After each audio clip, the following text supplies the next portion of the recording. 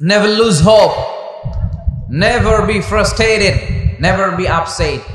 কখনো মন খারাপ করা যাবে না। আমরা আল্লাহর উপর ভরসা রাখি। সূরাতুদ দুহা মোটিভেশনাল সূরা। আল্লাহ রাসূল সাল্লাল্লাহু আলাইহি ওয়াসাল্লামের বড্ড মন খারাপ। রাসূল সাল্লাল্লাহু আলাইহি ওয়াসাল্লামের মন খারাপ আল্লাহ সহ্য হচ্ছে না। তাই রাসূল সাল্লাল্লাহু আলাইহি ওয়াসাল্লামের মন ভালো করে দেওয়ার জন্য আল্লাহ একটা সূরা নাযিল করলেন। সূরাটার নাম সূরাতুদ দুহা। এই সূরার কেন্দ্রীয় আলোচ্য বিষয় হচ্ছে মুমিন কখনো হতাশ হয় না, মুমিন কখনো নিরাশ হয় না, মুমিন কখনো হাল ছেড়ে দেয় না। মুমিন সব সময় ভরসা রাখে একজনের উপর, তিনি কে? আল্লাহ। আমরা কখনো হতাশ হই না, ঠিক কিনা? আমরা কখনো নিরাশ হই না, ঠিক কিনা?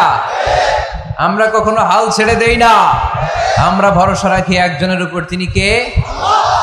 Every time you feel like you cannot go on, you feel so lost that you are so alone. Don't despair and never lose hope, 'cause Allah is always by your side. Inshallah, পড়েন, Inshallah, Inshallah, you'll find your way. Inshallah, Inshallah, Inshallah, you will find your way. সুবহানাল্লাহ পড়েন। আমাদেরকে রাস্তা দেখায় কে? আল্লাহ। এজন্য আমরা হাল ছেড়ে দেই না, আমরা নিরাশ হই না, আমরা হতাশ হই না, আমরা ভরসা রাখি একজনের উপর, তিনি কে? আল্লাহ। হ্যাঁ, এটা ঠিক, মাঝে মাঝে আমাদের জীবনে বিপদ আসে, পরীক্ষা আসে, মুসিবত আসে, এগুলো আসে আমাদেরকে শক্ত করার জন্য, ঠিক কিনা? আমাদের কোমরকে সোজা করার জন্য, আমাদের পায়ের নিচের মাটিকে শক্ত করার জন্য। প্রতিকূল পরিবেশে কি করে বীর দর্পে দাঁড়িয়ে থাকতে হয়, নিজের অস্তিত্বের প্রমাণ দিতে হয়, সেটা শিক্ষা দেবার জন্য। এজন্য মুমিনের হারাবার কিছু নেই। লা তাইয়াসু মির রাউহিল্লাহ, আল্লাহর রহমত থেকে নিরাশ হয় না। ইন্নাহু লা ইয়াইয়াসু মির রাউহিল্লাহি ইল্লাল কওমুল কাফিরুন, কাফের ছাড়া, মুশরিক ছাড়া, নাস্তিক ছাড়া, মুনাফিক ছাড়া কেউ কখনো আল্লাহর রহমত থেকে নিরাশ হয় না। আমরা সব সময় আল্লাহর রহমতের ভিখারি, আমরা সব সময় আল্লাহর রহমতের প্রত্যাশী, আমরা সব পরিস্থিতিতে ভরসা রাখি একজনের উপর, তিনি কে? আল্লাহ। তাহলে এটা হচ্ছে সেন্ট্রাল থিম, যে আমরা হতাশ হব না। Never lose hope, never be frustrated, never be upset. কখনো মন খারাপ করা যাবে না, আমরা আল্লাহর উপর ভরসা রাখি। এটা হচ্ছে কেন্দ্রীয় আলোচ্য বিষয়। এই সূরাটা নাজিলের একটা ব্যাকগ্রাউন্ড আছে। যেহেতু এটা মাক্কি সূরা, আল্লাহ রাসূল সাল্লাল্লাহু আলাইহি ওয়াসাল্লামের কাছে কোরআনের আয়াতগুলো নাজিল হতে শুরু করলো। রাসূল সাল্লাল্লাহু আলাইহি ওয়াসাল্লাম কোরআনের আয়াতগুলো প্রচার করতে শুরু করলো। যাই নাজিল হয় রাসূল সাল্লাল্লাহু আলাইহি ওয়াসাল্লাম কি গোপন করে রাখতেন? বা যা নাজিল হয়েছে তার অর্ধেক শোনাইতেন, বাকিটা শোনাইতেন না? এরকম? ইয়া আইয়ুহার রাসূল বাল্লিগ মা উনজিলা ইলাইক, হে নবী, হে রাসূল, যাই নাজিল হয় আপনি ছড়িয়ে দেন। রাসূল সাল্লাল্লাহু আলাইহি ওয়াসাল্লাম ছড়ায় দিতেন। যেটাই নাজিল হয় কাল বিলম্ব না করে বিশ্বনবী এই আয়াতের দাওয়াত দিতে শুরু করতেন। নাজিল হলো ইকরা বিসমি রাব্বিকাল্লাযী খালাক, খালাকাল ইনসানা মিন আলাক, ইকরা ওয়া রাব্বুকাল আকরামুল্লাযী আল্লামা বিল কলম, আল্লামাল ইনসানা মা লাম ইয়ালাম। পড়েন সুবহানাল্লাহ। নাজিল হলো, পড়ো তোমার রবের নামে যিনি শিখিয়েছেন। আমাদেরকে শিখিয়েছে কে? আল্লাহ। আমাদের সৃষ্টি করেছে কে? আল্লাহ। Read in the name of your lord who has created, পড়ো তোমার প্রভুর নামে যিনি শিখিয়েছেন। নাজিল হলো 5 আয়াত, আল্লাহ রাসূল সাল্লাল্লাহু আলাইহি ওয়াসাল্লাম পৌঁছে দিলেন। নাজিল হলো ইয়া আইয়ুহাল মুজাম্মিল কুমিল লাইলা ইল্লা কালিলা, বিশ্বনবী পৌঁছে দিলেন। নাজিল হলো ইয়া আইয়ুহাল মুদ্দাসসির কুম ফাআনযির, পৌঁছে দিলেন। যাই আসে পৌঁছে দিতেন, যাই আসে পৌঁছে দিতেন। কিন্তু হঠাৎ করে ওহী আসার ধারাবাহিকতা হুট করে বন্ধ হয়ে গেল, ওহী আর আসে না। ফলে রাসূল সাল্লাল্লাহু আলাইহি ওয়াসাল্লাম নতুন কোন কোরআনের আয়াত মক্কাবাসীদেরকে শোনাতে পারে। মক্কাবাসীরাও এসে রাসূল সাল্লাল্লাহু আলাইহি ওয়াসাল্লামকে খোঁচায়, বলে কি মুহাম্মদ, কিছু বলো না যে? নতুন কিছু শোনাও না, যে এতদিন তো অনেক পটপট করছো, অনেক কথা শোনাইছো, কই তোমার সেই কথা? রাসূল সাল্লাল্লাহু আলাইহি ওয়াসাল্লাম বলতে পারেন না। কেমনে বলবে? উনি কি মন গড়া কিছু বলে? ওমা ইয়ানতিকু আনিল হাওয়া ইন হুয়া ইল্লা ওয়াহয়ুই ইউহা। মন গড়া তিনি কিছু বলেন না, মন মস্তিষ্ক প্রসূত কোনো কথা তিনি জাতির কাছে পেশ করেন না। তিনি তাই বলেন যা তাকে নির্দেশ দেয়া হয়, আর নির্দেশটা দেয় কে? আল্লাহ। সবাই বলতে লাগলো, মুহাম্মদ তোমার নতুন কথাবার্তা কই? রাসূল সাল্লাল্লাহু আলাইহি ওয়াসাল্লাম চুপচাপ, কিপ সাইলেন্ট। কাফিররা বলতে শুরু করলো, ইন্না মুহাম্মাদান কালাহু রাব্বুহু, মুহাম্মাদের রব মুহাম্মদ রে ভুলে গিয়েছে, মুহাম্মাদের রব মুহাম্মদ রে বর্জন করেছে। তাই তো নতুন কিছু আসে না। মুহাম্মদ তোমার দিন শেষ, তোমার কাছে আর আসবে না ওহী। রাসূল সাল্লাল্লাহু আলাইহি ওয়াসাল্লাম খুব টেনশন শুরু করে দিলেন। আবু লাহাবের স্ত্রী উম্মে জামিল বলতে শুরু করলো, ইন্না শাইতানাকা কাদ তারাকাক, হে মুহাম্মদ তোমার শয়তান তোমারে তরক করছে। নাউজুবিল্লাহ পড়েন। শয়তান দ্বারা উম্মে জামিল সাইয়েদনা জিবরাইল আলাইহিস সালামকে বুঝিয়েছেন। তিনি বুঝিয়েছেন যে মুহাম্মদ, জিবরাইল তোমার কাছে আসে না, শেষ, তোমার দিন শেষ, তোমার খেলা শেষ, আর আসবে না। রাসূল সাল্লাল্লাহু আলাইহি ওয়াসাল্লাম নিজেও ভয় পেয়ে গেলেন। ঘটনা কি? আমার কোনো ভুল হচ্ছে না তো? আমি কোনো অন্যায় করে ফেললাম না তো? আল্লাহ আমার উপর নাখোশ হলেন না তো? আমরাও মাঝে মাঝে এরকম ফ্রাস্ট্রেশনে ভুগি না? কি রে, আল্লাহ বোধহয় আমারে পছন্দ করে না, এত দোয়া করি, আল্লাহ মনে হয় আমার দোয়া কবুল করে না, আল্লাহ মনে হয় আমারে চায় না, আল্লাহ মনে হয় আমারে ভালোবাসে না। তা না হলে আমার দোয়া কবুল হয় না কেন? আমি এত দুঃখী কেন? রাসূল সাল্লাল্লাহু আলাইহি ওয়াসাল্লাম ঠিক একই টেনশনে পড়লেন, ঠিক একই ডিলেমায় পড়লেন, ঠিক একই পেরেশানিতে ভুগলেন। কিরে, ওহী নাজিল হয় না কেন? আমাকে নিয়ে কাফির মুশরিকরা বেদিনরা ঠাট্টা বিদ্রুপ করে, উপহাস করে, কিন্তু আল্লাহ তাআলা কোনো ওহী নাজিল করে না। ঘটনা কি? আমার ভুল হলো না তো? আমি কোনো অন্যায় করে ফেললাম না তো? আল্লাহ আমার উপর নাখোশ হলেন না তো? টেনশন। রাসূল সাল্লাল্লাহু আলাইহি ওয়াসাল্লাম টেনশনে ভুগছেন। ইন দ্য মিন টাইম আল্লাহ রাসূল সাল্লাল্লাহু আলাইহি ওয়াসাল্লামের টেনশন দূর করে দিয়ে, আল্লাহ রাসূল সাল্লাল্লাহু আলাইহি ওয়াসাল্লামের মন ভালো করে দেওয়ার জন্য এই সূরা দোহা নাজিল করলেন কে? আল্লাহ রাসূল যখন টেনশনে হাবুডুবু খাচ্ছেন, তখনই আল্লাহ নাজিল করলেন, ওয়াদ-দুহা ওয়াল-লাইলি ইযা সাজা মা ওয়াদ্দাআকা রাব্বুকা ওয়া মা ক্বালা ওয়ালাল আখিরাতু খায়রুল লাকা মিনাল উলা ওয়ালাসাউফা ইউ'তিকা রাব্বুকা ফাতারদা। সুবহানাল্লাহ পড়েন। আল্লাহ নাজিল করলেন ওয়াদ-দুহা ওয়াল-লাইলি ইযা সাজা। দোহা মানে আলো। দোহা মানে কি? সকালের আলো, প্রভাতের সূর্য কিরণ। আলো মানে আশার আলো, সম্ভাবনার আলো। আলো বললেই মনের মধ্যে একটা সাহস জাগে না? আর অন্ধকার বললেই ভয় লাগে না? আমাদের ছোট্ট বাচ্চারা বাসার ভিতরে অন্ধকার হইলে ভয় পায় না? তার মানে অন্ধকার হচ্ছে ভয়ের প্রতীক, আর আলো হচ্ছে আশার প্রতীক। সুবহানাল্লাহ পড়েন। রাসূল সাল্লাল্লাহু আলাইহি ওয়াসাল্লামকে সান্ত্বনা দেওয়ার জন্য আল্লাহ দুইটা শপথ করলেন। চিল্লায় বলতে হবে, কয়টা?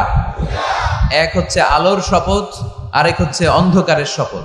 এক হচ্ছে, আরেক হচ্ছে ওয়াদ-দুহা, দোহার শপথ, প্রভাতের সূর্য কিরণের শপথ। ওয়াল-লাইলি ইযা সাজা, নিঝুম নিস্তব্ধ রাতের শপথ। আল্লাহ তাআলা আলো আর অন্ধকারের শপথ দিয়ে মূলত ওহী আশা আর না আশাকে বুঝিয়েছেন। সুবহানাল্লাহ পড়েন।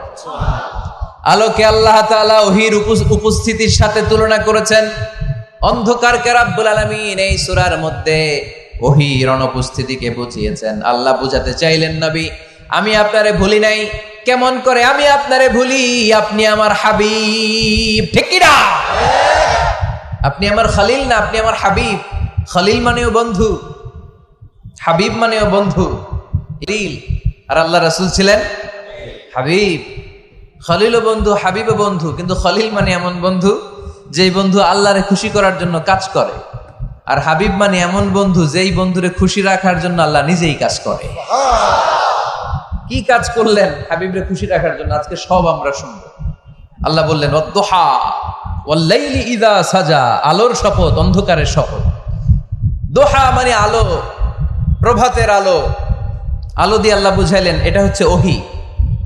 আর ওয়াল-লাইলি ইযা সাজা, রাতের শপথ দিয়ে বুঝালেন এটা ওহীর অনুপস্থিতি। আল্লাহ বুঝাতে চাইলেন, নবী ওহী আসা না আসা দুইটাই আপনার জন্য দরকার। আমি আপনারে ভুলি নাই, আমি আপনারে বর্জন করি নাই, অসম্ভব।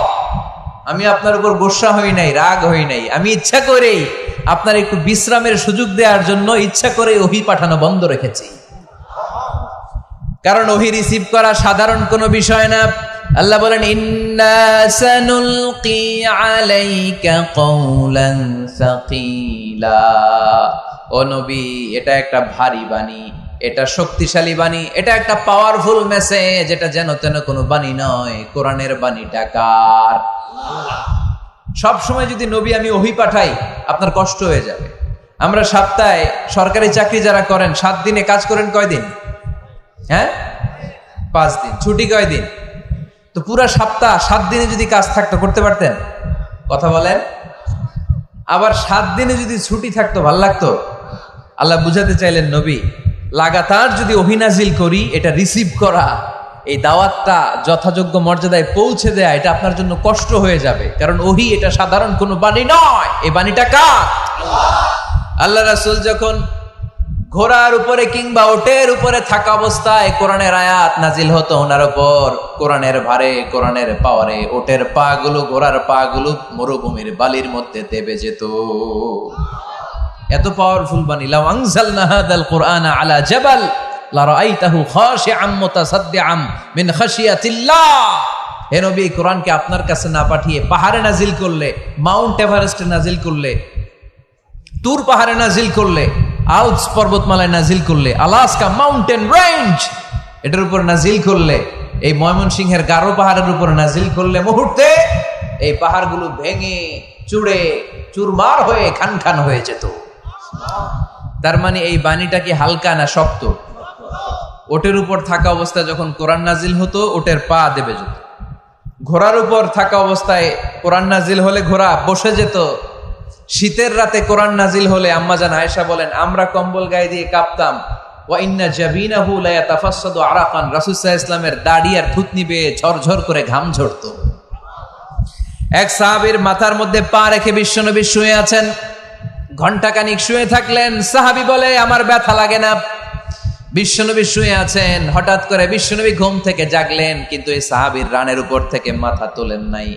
ইন দা মিন টাইম কোরআনের আয়াত নাজিল হওয়া শুরু হলো। সাহাবী বলেন, 1 ঘন্টা শুয়ে আছে, আমি টের পাই না, কিন্তু যখন কোরআনের আয়াত নাজিল হলো, মনে হলো উহুদ পাহাড়টা আমার পায়ের উপরে চেপে বসেছে। ঘন্টাখানিক শুয়ে আছে বিশ্বনবী সাইয়েদনা যায়েদ রাদিয়াল্লাহু তাআলা আনহুর রানের মধ্যে মাথা রেখে। উনি টেরই পাচ্ছেন না, কিন্তু ইন দ্য মিন টাইম হঠাৎ করে সাইয়েদনা জিবরাইল কোরআনের আয়াত নিয়ে আসলেন। বিষ্ণু ইসা ইসলাম কোরআনের আয়াত রিসিভ করতে শুরু করলেন। যখনই কোরআনের আয়াত নাজিল হলো, সাহাবী বলেন, বিশ্বনবীর মাথার ওজনটা এত বেড়ে গেল, আমার মনে হচ্ছে মুহূর্তের মধ্যে আমার পায়ের রান ফেটে খান খান হয়ে যাবে। তার মানে এই কোরআনের মধ্যে পাওয়ার আছে না নাই? এটা কি হালকা বাণী না ভারী বাণী? প্রতিদিন যদি এই ভারী ভারী কথা বিশ্বনবীর কাছে রিসিভ হয়, বিশ্বনবী এই ওহির ভার স্নায়ুতে সহ্য করতে পারবে? আল্লাহ বলেন, নবী আপনার কষ্ট হচ্ছে, এটা দেখে আমি ইচ্ছা করে, ইন্টেনশনালি ইচ্ছা করে আপনার বিশ্রাম আর রেস্টের ব্যবস্থা রাখার জন্য কয়েকদিন ইচ্ছা করে ওহী নাজিল বন্ধ রেখেছি।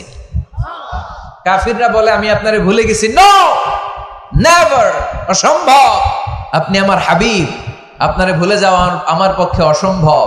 আমি আপনার উপর রাগ করি নাই, আমি ইচ্ছা করে ওহী নাজিল না করে আপনার কিছুদিনের জন্য ছুটি আর বিশ্রামের ব্যবস্থা করে দিয়েছে। চিল্লায় পড়েন সুবহানাল্লাহ।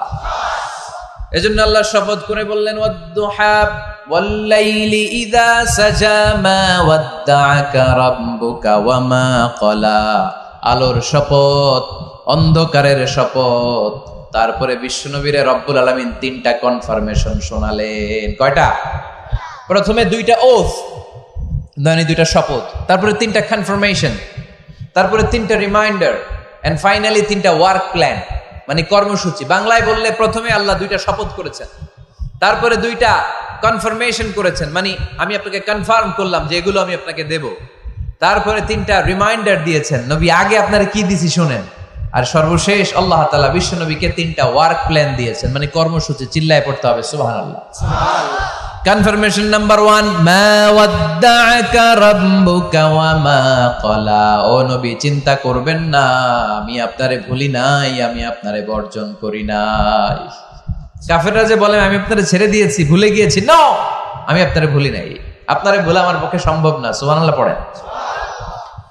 2 নাম্বার কনফার্মেশন, আল্লাহ বললেন ওয়ালাল আখিরাতু খায়রুল লাকা মিনাল উলা। পড়েন ওয়ালাল আখিরাতু খায়রুল লাকা মিনাল উলা। ও নবী, দুনিয়ার জীবনের চাইতে আখিরাতের জীবন আপনার জন্য শ্রেষ্ঠ। কিন্তু আমরা দুনিয়ার পিছনে পড়ে থাকি। আল্লাহ বললেন ওয়ালাল আখিরাতু, অবশ্যই আখিরাত, খায়রুল লাকা, আপনার জন্য উত্তম, মিনাল উলা, এই দুনিয়ার চেয়ে, and verily indeed the hereafter is far better for you than this dunya. অবশ্যই অবশ্যই এই দুনিয়ার ক্ষণস্থায়ী জীবন আপনার জন্য উত্তম নয়, আখিরাত এই দুনিয়ার চেয়ে 1000 গুণ বেশি উত্তম। চিল্লায় কোন সুবহানাল্লাহ। আবার আরেকখানে আছে আল্লাহ বললেন বাল তুসিরুনাল হায়াতাদ দুনিয়া ওয়াল আখিরাতু খায়রুন ওয়া আবাকা। তোমরা এই দুনিয়ার জীবনকে প্রাধান্য দিয়ে থাকো, কিন্তু দুনিয়াটা শ্রেষ্ঠ নয়। আল্লাহর কাছে আখিরাত হলো শ্রেষ্ঠ, আখিরাত হলো স্থায়ী। সুবহানাল্লাহ পড়েন। তাহলে প্রথমে কনফার্ম করলেন নবী, নো টেনশন, নো টেনশন, আমি আপনার সাথে আছি। আল্লাহ যদি সাথে থাকে আর কিছু লাগে? 2 নাম্বার কনফার্মেশন। আচ্ছা, আমরা মাঝে মাঝে মেসেজ পাঠালে মেসেজ পৌঁছলো কিনা কনফার্মেশন আছে না? কনফার্মেশন মেসেজ পাঠায় না? একটা টপ আপ করলাম বা ইন্টারনেটের প্যাকেজ নিলাম, এটা অ্যাক্টিভ হলো কিনা একটা কনফার্মেশন মেসেজ আসে না? প্রথম কনফার্মেশন, নবী আমি আপনার সাথে আছি। দ্বিতীয় কনফার্মেশন, নবী এই দুনিয়ায় সাময়িক কিছু কষ্ট করেন, কিন্তু আখিরাতে আপনার জন্য কল্যাণ রেখে দিয়েছে কে? 3 নাম্বার কনফার্মেশন, আল্লাহ বললেন ওয়ালা সাউফা ইউতিকা রাব্বুকা ফাতারদা। ও নবী, আমি আপনার সাথে আছি, আখিরাতকে আপনার জন্য সাজিয়ে প্রস্তুত করে রেখেছি। আর এই দুনিয়ার বুকে এমন এমন জিনিস আমি আপনারে দান করব, এগুলো পেয়ে দুনিয়ায় আপনি খুশি হয়ে যাবে। এমন এমন জিনিস আমি আপনাকে দেব, and verily I'm going to give you something that will make you happy. ও নবী, এমন এমন জিনিস আমি মাক্কি জীবন থেকে শুরু করে until you death, আপনার মৃত্যু পর্যন্ত আমি দেব, এগুলো পেয়ে আপনি খুশি হয়ে যাবেন। সুবহানাল্লাহ। বাড়িতে যে বলে দিবে কে? আল্লাহ। খুশি করবেন কারে? আল্লাহকে। বিশ্বনবী সাল্লাল্লাহু আলাইহি ওয়াসাল্লামকে। খুশি করবেন কে? আল্লাহ। আর খুশি হবে কে? বিশ্বনবী। সুবহানাল্লাহ পড়েন। সুবহানাল্লাহ। ওয়ালা সাউফা ইউতিকা রাব্বুকা ফাতারদা। নবী, এমন এমন জিনিস আমি আপনাকে দেব, আপনার এই পেরেশানি, দুঃখ, কষ্ট আপনার থাকবে না। কখনোই আমি আপনার মন খারাপ হতে দেব না। যখনই আপনি চিন্তিত, যখনই আপনি টেনশনে আছেন, যখনই আপনি পেরেশানিতে আছেন, এমন নাজ নেয়ামত আর খোশামদেদ আপনারে শোনাবো, সুখের সংবাদ শোনাবো, ওই সংবাদ শুনে আপনি নবী খুশি হয়ে যাবেন। তার মানে নবীর মন ভালো করার দায়িত্ব নিছে কে? কি আল্লাহ পাইছি আমরা। বিশ্বনবীর মন খারাপ, তখনই আল্লাহ অ্যাক্টিভ, তখনই আল্লাহ নেয়ামত পাঠায়। কিভাবে বিশ্বনবীর মন ভালো করেন আল্লাহ? মক্কাতে বিশ্বনবী যখন দাওয়াতি কাজ শুরু করলেন, বিশ্বনবী দেখলেন মক্কায় 2টা লোক আছে। এই 2 লোকের এক লোক যদি আমার ইসলামের ছায়ার তলে না আসে, তাহলে মক্কায় ইসলামের দাওয়াতকে বেগবান করা আমার জন্য কঠিন হয়ে যাবে। বিশ্বনবী ইসলামের মন খারাপ, হায় রে, এই 2টার একজনও তো আমার কথা শোনে না, এই 2 জনের একজনও তো আমার দাওয়াত কবুল করে না। একদিন তাহাজ্জুদের সালাতে বিশ্বনবী ইসলাম কেঁদে কেঁদে আল্লাহর কাছে দোয়া শুরু করলেন। বিশ্বনবীর যে মন খারাপ, আল্লাহ তো এটা বোঝে টোঝে না, তাই না? আল্লাহ তো বোঝে দেখে না, না? তাহাজ্জুদের নামাজে ভারাক্রান্ত মন নিয়ে আল্লাহ রাসূল সাল্লাল্লাহু আলাইহি ওয়াসাল্লাম দোয়া করলেন, আল্লাহুম্মা আইজ্জাল ইসলামা বিআহাব্বির রাজুলাইনি ইনদাক। আল্লাহ, মক্কার 2টা লোকের নাম তোমার কাছে বলবো আজকের তাহাজ্জুদের মুনাজাতে। 2টা লোকের নাম তোমার কাছে তাহাজ্জুদের ফরিয়াদে আমি উল্লেখ করব। 2টা লাগবে না, 2 জনের একজনরে দিলেই হবে। আল্লাহ রাসূল দোয়া করলেন, আল্লাহুম্মা আইজ্জাল ইসলাম বিআহাব্বির রাজুলাইনি ইনদাক। আল্লাহ, মক্কার 2 জনের একজনকে আমি চাই, এই 2 জনের যে কোনো একজন যেন কালিমা পড়ে মুসলমান হয়ে যায়। আল্লাহ রাসূল দোয়া করলেন, আল্লাহুম্মা আইজ্জাল ইসলাম বিআহাব্বির রাজুলাইনি ইনদাক বিউমর ইবনে আল খাত্তাব আও আবি জাহল ইবনে হিশাম। আল্লাহ, হিশামের বেটা আবু জাহেল এরে দাও, নাইলে খাত্তাবের বেটা ওমর রে দাও। সুবহানাল্লাহ পড়বেন না? সুবহানাল্লাহ। কিন্তু আল্লাহ রাসূলের দোয়া কবুল হয় না। আল্লাহ রাসূল অপেক্ষা করছেন। ইন দা মিন টাইম সাফা পাহাড়ের পাদদেশে আরকাম ইবনে দারিল আরকামের ঘরে বিশ্বনবী বসে বসে কোরআনের দাওয়াত লুকিয়ে লুকিয়ে দিচ্ছিলেন। সাইয়েদনা ওমর ফারুক তখনও কালিমা পড়েন নাই। তিনি বিশাল একটা নাঙ্গা তলোয়ার নিয়ে বিশ্বনবীকে আক্রমণ করার জন্য যখন দারুল আরকামের ঘরের দিকে ছুটে আসছেন, সাহাবারা বলতে শুরু করলো, নবী আপনি ওই দরজা দিয়ে তাড়াতাড়ি মুহূর্তেই পালিয়ে যান, ওমরে ফারুক তলোয়ার নিয়ে আপনার সামনে চলে এলে রক্ষা নাই। আল্লাহ রাসূল বললেন, তোমরা সরব, দরজাটা খুলে দাও, ওমরকে আমার সামনে তাড়াতাড়ি চলে আসতে দাও। আমার মনে হচ্ছে ওই যে তাহাজ্জুদের জায়নামাজে বসে চোখের পানি ছেড়ে আল্লাহর কাছে যে ওই দিন রাতে দোয়া করেছি, আজকে আমার দোয়াটা কবুল হতে চলেছে। আমার তো মনে হচ্ছে আমার দোয়াটা কবুল হতে চলেছে, সরে যাও। হামজা ইবনে আব্দুল মুত্তালিব চাচারে সরায় দিলেন। সাইয়েদনা ওমর ফারুক তলোয়ার নিয়ে এসে বিশ্বনবীর নূরানী চেহারার দিকে তাকিয়ে মুহূর্তেই কুপকাত হয়ে গেলেন। তলোয়ারটা বিশ্বনবীর সামনে রেখে দিয়ে বললেন, আশহাদু আল্লা ইলাহা ইল্লাল্লাহ ওয়া আশহাদু আন্না মুহাম্মাদান আবদুহু ওয়া রাসূলুহু। আমি সাক্ষ্য দিলাম আল্লাহ ছাড়া কোনো ইলাহ নাই, আপনি মুহাম্মদ আল্লাহর রাসূল। বিশ্বনবীর মন খুশি হয়ে গেল। ওয়ালা সাউফা ইউতিকা রাব্বুকা ফাতারদা। নবী হে, অচিরে এমন এমন জিনিস আমি আপনারে দেব, আপনি পাবেন আর খুশি হবেন, পাবেন আর খুশি হবেন। আপনার মন খারাপ, আমি আল্লাহ নিজ দায়িত্বে মন ভালো করে দেব। পড়েন সুবহানাল্লাহ। সাইয়েদনা ওমর ফারুক মুসলমান হয়ে গেলেন। এবার আবু জাহেল, উতবা, শাইবা, ওয়ালিদ ইবনে মুগীরা এদের টনক নড়ে উঠলো। কারণ ওমর ফারুকের মতো শক্তিশালী লোক মক্কায় দ্বিতীয়টা ছিল। উনি বললেন, ইয়া রাসূলুল্লাহ, আপনি কি সত্য নবী না? আল্লাহ রাসূল বললেন, হ্যাঁ সত্য নবী। এই কোরআন কি সত্য না? সত্য। ইসলাম কি সত্য ধর্ম নয়? এটাও সত্য। ওমর ফারুক বললেন, ফাফিমাল ইখতিফা, তাহলে লুকায় লুকায় কেন? তাহলে সাফা পাহাড়ের পাদদেশে আরকাম ইবনে আবিল আরকামের ঘরের ভেতরে অন্ধকার কূপে দাঁড়িয়ে কোরআনের তেলাওয়াত কেন? ময়দানে নেমে পড়েন, আমি উমর আছি, দেখি কে কি করবে। রাসূল সাল্লাল্লাহু আলাইহি ওয়াসাল্লাম বললেন, না, এটা মাক্কি জীবন, ধীরে সুস্থে দাওয়াতি কাজ করো, ওমর ফারুকও ছাড়বে না। বললেন, ইয়া রাসূলুল্লাহ, একটা মিছিলের অনুমতি দেন। আল্লাহ রাসূল বললেন, যাও মিছিল দাও। ওমর ফারুক 2টা লাইন করলেন, মোট খুঁজে পেলেন 11 জন। সুবহানাল্লাহ পড়েন। এক লাইনের নেতা বানালেন আল্লাহ রাসূল সাল্লাল্লাহু আলাইহি ওয়াসাল্লামের খুদ চাচা হামজা ইবনে আব্দুল মুত্তালিবকে। আর আরেক লাইনে উনি দাঁড়ালেন, 6 জন 6 জন 12 জন, উনি সহ 12 জন, 12 জনের মিছিল। সুবহানাল্লাহ পড়বেন না? তো মিছিলের সামনে দাঁড়িয়ে উনি একটা ছোট্ট এক বাক্যের ভাষণ দিলেন। উনি বললেন, মান আরাদা আন তাসকুলা উম্মুহু ইয়াতামা ওয়ালাদুহু তারমিলা যাওজাতুহু ফালিয়াসুদ্দানি। এই মক্কার নেতা খেতারা, কে আছো? কে চাও মায়ের বুককে খালি করতে? কে চাও সন্তানগুলোর ইয়াতিম বানাতে? কে চাও তোমার স্ত্রীকে বিধবা বানাতে? সামনে আসো, পারলে আমি ওমরে ঠেকাও। ওমরে ফারুক দাঁড়ালেন, দাঁড়িয়ে তাকবীর শুরু করলেন, আল্লাহু আকবার, আল্লাহু আকবার, আল্লাহু আকবার। এক একটা স্লোগানে মক্কার মরুজমিন সেদিন থারথার করে কেঁপেছে। ইতিহাস সাক্ষী, আবু জাহেল, উতবা, শাইবা এই আল্লাহু আকবার স্লোগান আর শুনে নাই। হঠাৎ ভাবলো, ঘটনা কি? কার এত সাহস আমার নির্বাচনী এলাকায় আল্লাহু আকবার নামে স্লোগান দেয়? নেমে আসলো, ঘর থেকে বাইরে আইসা দেখে মিছিলের সামনে কে? ওমর রে দেখা দিছে এক দৌড়। শুধু কাফেররাই সাইয়েদনা ওমরে ফারুককে দেখে দৌড়াতো না, মুনাফিকরাও ওমরে ফারুককে দেখে দৌড় মারত। ইভেন ইবলিস শয়তান ওমরে ফারুককে দেখলে দৌড় মারত।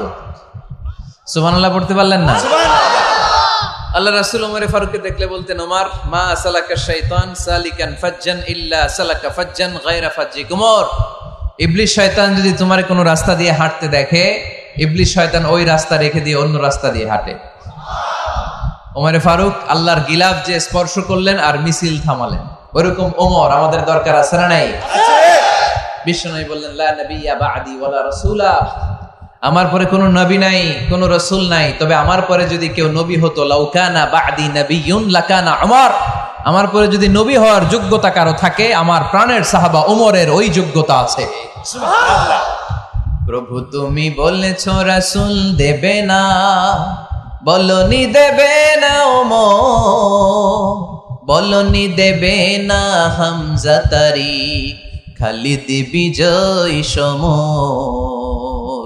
প্রভু তুমি বলেছো রাসূল দেবে না, বলনি দেবে না ওমর, বলনি দেবে না হামজা তারি, খালিদ বিজয় সমর। প্রভু তুমি বলেছ রাসূল দেবে না। সুবহানাল্লাহ পড়ে। ওইরকম একটা ওমর হইলে আমাদের জন্য এনাফ।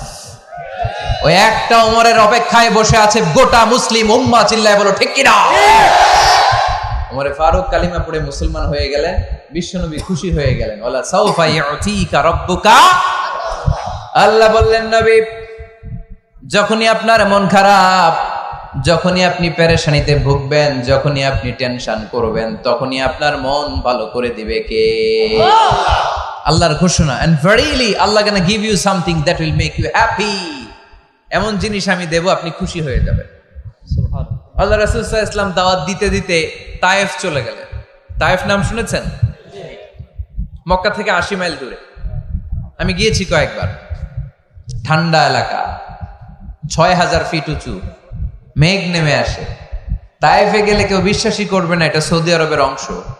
বৃষ্টি হয়, কি হয়? বৃষ্টি, চাষাবাদ হয়, অনেক ফলমূল আর শাকসবজি পাওয়া যায়। আল্লাহ রাসূল সাল্লাল্লাহু আলাইহি ওয়াসাল্লাম 80 মাইলের মরুর পথ পাড়ি দিলেন। আমাদের মতো প্রাইভেট কারে চড়ে গেছিলেন, তাই না? আহা, এই লম্বা মরুর পথ, তপ্ত মরুভূমি, সূর্যের প্রচন্ড তাপ উপেক্ষা করে তায়েফে গেছিলেন জমির মামলার মীমাংসা করতে। কি করতে? তায়েফবাসীদেরকে দাওয়াত দেওয়ার জন্য। আল্লাহ রাসূলের নিজের কোনো স্বার্থ ছিল? কথা কয় না। তায়েফবাসীদেরকে জাহান্নামের আগুন থেকে বাঁচানোর জন্য, তায়েফবাসীরা যাতে মাইন না খায়। আহা, কি নবী ছিল! সে কোন বন্ধু বলো বেশি বিশ্বস্ত, সে কোন বন্ধু বলো বড় বিশ্বস্ত, কার কাছে মন খুলে দেয়া যায়, কার কাছে প্রাণ খুলে বলা যায়, হওয়া যায় অতি আশ্বস্ত। তার নাম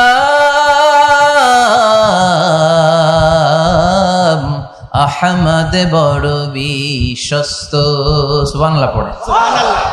কি দিল দরিয়া নবী ছিলেন, রাহমাতাল লিল আলামিন। I have sent you as a mercy for the entire universe। নবী হে, আমি আপনাকে গোটা বিশ্বের জন্য রহমত করে প্রেরণ করেছি। সুবহানাল্লাহ। সুবহানাল্লাহ।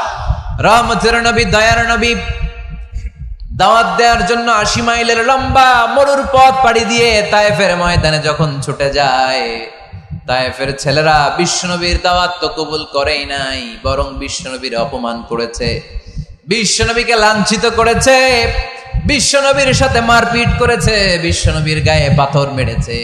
এই সুশ্রী দেহটা বেয়ে বেয়ে ঝরে ঝরে বিশ্বনবীর গা থেকে টপ টপ করে তায়েফের জমিনে তাজা লাল খুন ঝরেছে। গিয়েছে তায়েফবাসীদের বাঁচানোর জন্য, নিজের কোনো স্বার্থ নাই। তায়েফবাসীরা যেন জাহান্নামের আগুনে না জ্বলে, কিন্তু তায়েফবাসীরা বিশ্বনবীর আঘাত করেছে। তিনটা জায়গায় আমি দেখে এসেছি, জায়গাগুলো তিনটা জায়গায় বিশ্বনবীকে আহত করা হয়েছে। খেয়ে না খেয়ে দিন প্রচারের কাজে নিজেকে দিয়েছ বিলিয়ে, তায়েফের কাফিরেরা চিনল না সে আলো, দুষ্ট ছেলেদের পিছু দিল লেলিয়ে, পাথরের আঘাতে ক্ষত বিক্ষত হয়ে সারা শরীর থেকে রক্ত ঝরে। হে রাসূল তোমাকে ভুলি আমি কেমন করে, হে রাসূল তোমাকে ভুলি আমি কেমন করে, হাজার ব্যথা বেদনার পরে ফিরে আসনি তুমি আপন ঘরে, দিনের আলো তুমি ছড়িয়ে দিতে, চলে গেলে মদিনায় মক্কা ছেড়ে। হে রাসূল তোমাকে ভুলি আমি কেমন করে, হে রাসূল তোমাকে ভুলি আমি কেমন করে। পড়েন আল্লাহু আকবার। খেয়ে না খেয়ে বিশাল পথ পাড়ি দিয়ে দাওয়াত দিলেন, বিনিময়ে পেলেন পাথরে রাখা।